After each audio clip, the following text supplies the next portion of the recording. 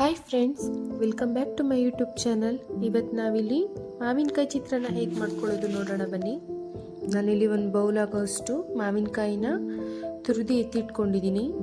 ಕಡಲೆಬೀಜ, ಕಡಲೆಬೇಳೆ, ಉದ್ದಿನಬೇಳೆ, ಹಸಿರು ಮೆಣಸಿನ್ಕಾಯಿ, ಈರುಳ್ಳಿ, ಕೊತ್ತಂಬರಿ ಸೊಪ್ಪು, ಕರಿಬೇವು, ಅರಿಶಿನ ಪುಡಿ, ಜೀರಿಗೆ, ಸಾಸಿವೆ. ಇಲ್ಲೊಂದು ಬಾಣಲಿ ಇಟ್ಕೊಂಡು 4 ಸ್ಪೂನ್ ಆಗೋಷ್ಟು ಆಯಿಲ್ ಆ್ಯಡ್ ಮಾಡಿದ್ದೀನಿ. ಆಯಿಲ್ ಬಿಸಿ ಆದಮೇಲೆ ಕಡಲೆಬೀಜ ಸೇರಿಸ್ಕೊತಾ ಇದ್ದೀನಿ. ಕಡಲೆಬೀಜ ಸೇರಿಸ್ಕೊಂಡು ಚೆನ್ನಾಗಿ ಫ್ರೈ ಮಾಡ್ಕೊತಾ ಇದ್ದೀನಿ.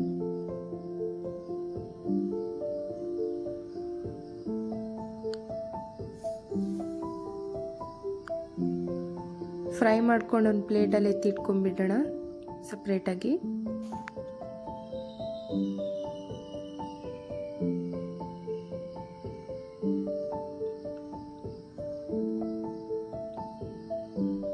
ಅದೇ ಆಯಿಲ್ಗೆ 1/2 ಸ್ಪೂನಷ್ಟು ಸಾಸಿವೆ,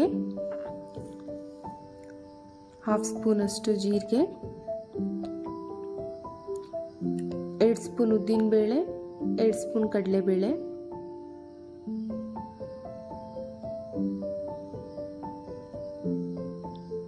ಒಂದ್ಸಾರಿ ಮಿಕ್ಸ್ ಮಾಡ್ಕೊತಾ ಇದ್ದೀನಿ. ಕರಿಬೇವು ಆ್ಯಡ್ ಮಾಡ್ತಾ ಇದ್ದೀನಿ. ಮೆಣಸಿನ್ಕಾಯಿ ಹಾಕೋತಾ ಇದ್ದೀನಿ. 6 ರಿಂದ 8 ಮೆಣಸಿನ್ಕಾಯಿ ಇದೆ ಇಲ್ಲಿ.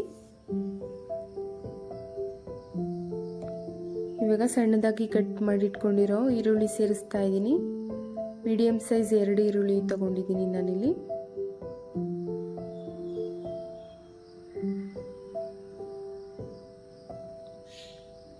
ಈರುಳ್ಳಿ ಎಲ್ಲ ಕಲರ್ ಚೇಂಜ್ ಆಗೋವರೆಗೂ ಫ್ರೈ ಮಾಡ್ಕೊಳ್ಳೋಣ.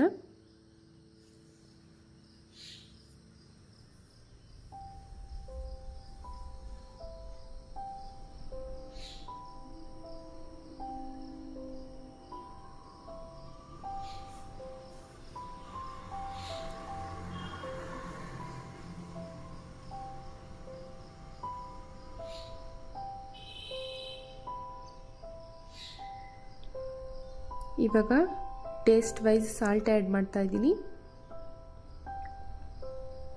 ಸಾಲ್ಟ್ ನೋಡ್ಕೊಂಡು ಆ್ಯಡ್ ಮಾಡ್ಕೊಳ್ಳಿ.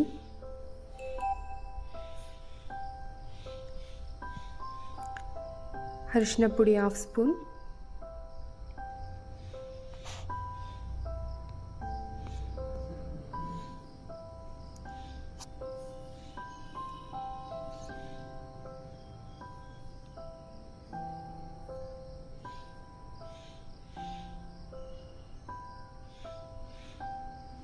ನೀಟಾಗೆಲ್ಲ ಫ್ರೈ ಆಗಿದೆ.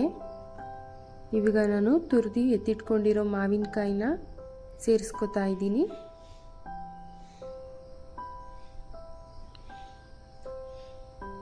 ಚೆನ್ನಾಗಿ ಮಿಕ್ಸ್ ಮಾಡೋಣ.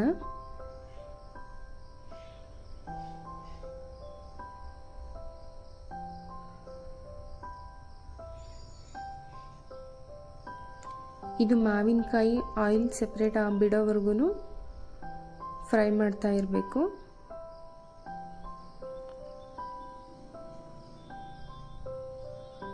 ನೀರಿನಂಶ ಎಲ್ಲ ಹೋಗಿ ಆಯಿಲೆಲ್ಲ ಬಿಟ್ಕೊಳ್ಳೋ ಥರ ಆಗುತ್ತೆ. ಅಲ್ಲಿವರೆಗೂ ಫ್ರೈ ಮಾಡೋಣ. ಕೊತ್ತಂಬರಿ ಸೊಪ್ಪನ್ನು ಸೇರಿಸ್ತಾ ಇದ್ದೀನಿ.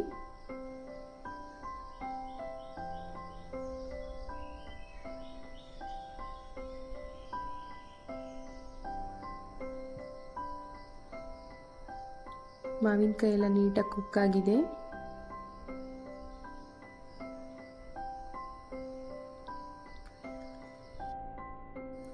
ಫ್ರೈ ಮಾಡಿ ಎತ್ತಿಟ್ಕೊಂಡಿದ್ದು ಕಡಲೆ ಬೀಜನ ಸೇರಿಸ್ತಾ ಇದ್ದೀನಿ. ಕೊನೆಯದಾಗಿ ಸೇರಿಸಿ ಒಂದ್ಸರಿ ನೀಟಾಗಿ ಮಿಕ್ಸ್ ಮಾಡಿಕೊಂಡ್ರೆ ಮಾವಿನಕಾಯಿ ಚಿತ್ರಾನ್ನ ಗೊಜ್ಜು ರೆಡಿ.